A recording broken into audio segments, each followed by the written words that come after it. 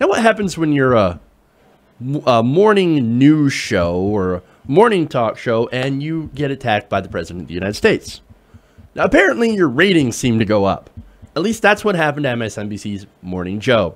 Now, The Hill reports that the show, hosted by Mika Brzezinski and Joe Scarborough, has received its highest viewership on Friday for a discussion of Donald Trump's critical tweets about their show. And this is according to reporting from the Associated Press. Now, how many people tuned in to watch Morning Joe? Remember, this guy is a conservative. He's on MSNBC. And he does this like 3-4 hour morning show with Mika. And I haven't really watched it. I haven't like sat down at 6 o'clock in the morning and watched the show. But I've seen a lot of video clips. And so, you know, I've even talked about them here on the show. So these guys, you know, Morning Joe and Mika Brzezinski, obviously, is something that I've talked about before. And as you might have noticed, I'm not necessarily their biggest fan, even though they've said some things that do make sense, and their criticisms of Trump have actually been on point. Now, how many people tuned in to watch this after Donald Trump went after, specifically Mika? Because he went in this this kind of disgusting attack, saying, "Oh my God, see, Joe, like failing Morning Joe, they tried to be buddy with me," which was actually true, and you know, we wanted to go to a party once, or they wanted to come into one of my parties and bleed. Mika was bleeding by her, you know, after a facelift. She was bleeding badly. And I said, no, you can't come in. Wait a minute. So you're saying that you're so much of a dick that if somebody's bleeding badly from the face, which is not true, that you wouldn't let them in. You wouldn't even call 911. Dude, if I see somebody bleeding badly from the face, I'd be like, oh my God, are you okay? Not, you can't get into the party. You're bleeding badly. Anyway, it was a ridiculous attack. So they talk about this in the show. And they get 1.66 million viewers talking about this. That's amazing. Especially for some zany, you know, morning show. 1.66 million. Now, of course, Donald Trump, every time he tweets about Morning Joe, and this is also hilarious, he's like, oh, failing Morning Joe. I mean, I used to watch him, but I don't watch him anymore because they're not nice to me. Now, we know you watch Morning Joe. You watch Morning Joe. You watch CNN. You watch everybody. You read the New York Times. Shut up. Okay, you're not fooling anybody. Of course you watch those shows because you want to hear what people talk about. You want to hear people talk about you. You want to hear what they're saying. And you're a cable TV junkie. Now, and again, some of this started with Donald Trump saying, Morning Joe, that's sad, bad ratings. Well, that's not true either. And this is according to the Associated Press. They had beaten, on Friday, Fox and Friends. And their viewership has steadily increased since Donald Trump became president. And not just Morning Joe, but MSNBC as well. Now, look, I've got no love for, you know, MSNBC. I've got no love for Joe Scarborough.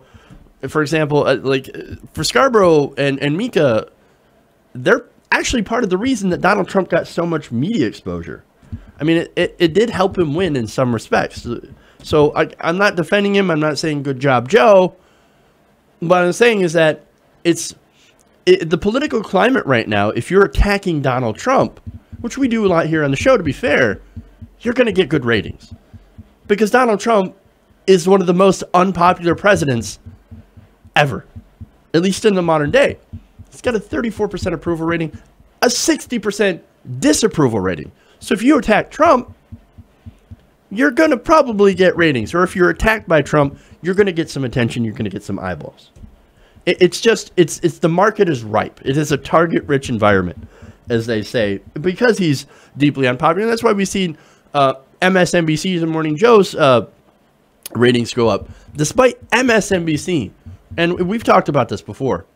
MSNBC has been trying to move away from being liberal, right? They're not leaning forward. They're not going to lean forward anymore.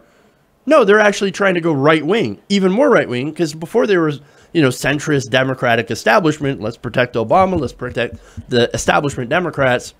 Now they're like hiring in a bunch of people from that are conservatives. They hired in Hugh Hewitt. They hired in Greta Van Susteren, which, by the way, her show has already been canceled because it's comically low ratings.